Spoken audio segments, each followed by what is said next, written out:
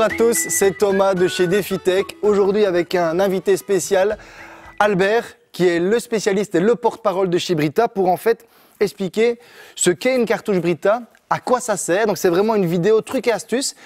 On va vous aider, on va essayer de comprendre aussi, voir si ça fonctionne vraiment. Est-ce que c'est que pour boire la Brita? Est-ce que ça vaut également pour les électroménagers? Et qu'est-ce qui se trouve dans une cartouche Brita? Donc bonjour Albert, bienvenue. Bonjour Thomas, bonjour à tous. Dis-nous un peu, comment fonctionne une Brita et à quoi ça peut nous servir dans la vie de tous les jours? On met la cartouche dans le fond de l'entonnoir, c'est tout simple, ça tient comme une bonne mayonnaise. On met l'eau du robinet dans la carafe, on va le montrer tout de suite. Hop. Voilà, on va avoir l'eau, la voici, qui coule. On a l'eau du robinet qui traverse la cartouche et en dessous, on a l'eau filtrée. De laquelle on a réduit 90% de calcaire, on a réduit également le chlore, le cuivre et le plomb. Et cette eau-là, on peut la boire. Elle est 100% sans calcaire?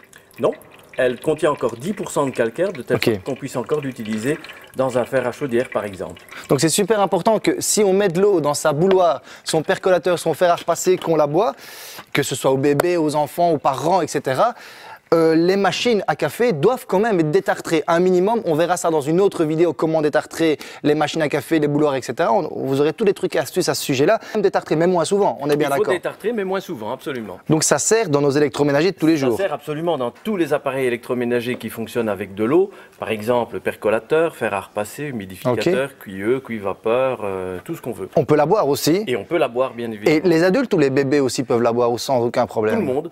Tout le monde peut la boire. Il faut savoir que par exemple, le calcaire absorbe les arômes. Donc à partir du moment où on a réduit 90% de calcaire, on va laisser plus d'arômes dans le thé, le café, les sodas, tout ce qu'on va préparer à base d'eau.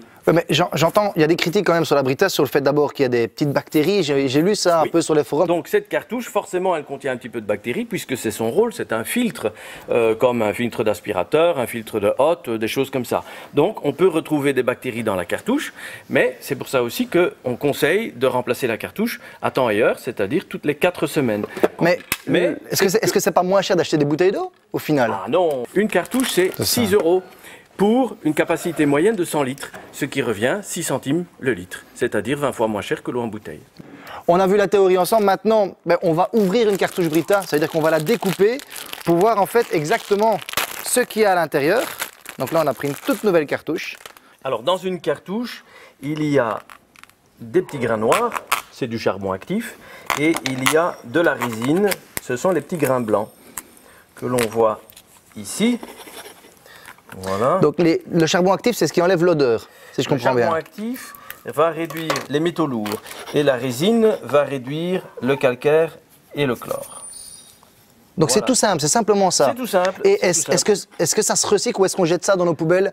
Alors, une cartouche, c'est 100% recyclable, c'est-à-dire qu'on va recycler le plastique blanc. Oui, ok. Et on refait des cartouches avec ça? On va pas refaire des cartouches, mais ça reste du plastique. Donc on peut en refaire d'autres matériaux, un banc de jardin par exemple. Ok, ça fonctionne avec ça. Et les grains, ils en font quoi alors? Alors les petits grains, donc on va les récupérer chez Brita, on va les retraiter chez Brita. Le petit grain blanc va être nettoyé, va revenir dans les cartouches et les petits grains blancs, les petits grains noirs, pardon, vont être envoyés dans tout ce qui est traitement des eaux usées, on va regarder ça. Des choses comme ça. Tu as bien l'intérieur de cette cartouche. Il n'y a que ça en fait, il n'y a rien d'autre dedans. Il n'y a rien d'autre, c'est tout simple. Que des petits filtres dedans.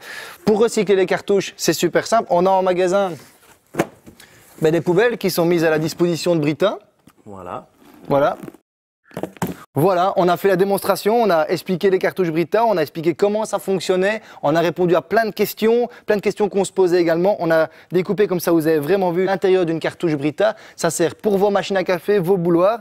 Il n'y a plus qu'à boire. Il n'y a plus qu'à boire pour bien montrer que c'est de la bonne eau, il n'y a pas de résidus. Essayez également dans votre thé, dans votre café, vous serez surpris. Albert, santé. Tom, chin à vous.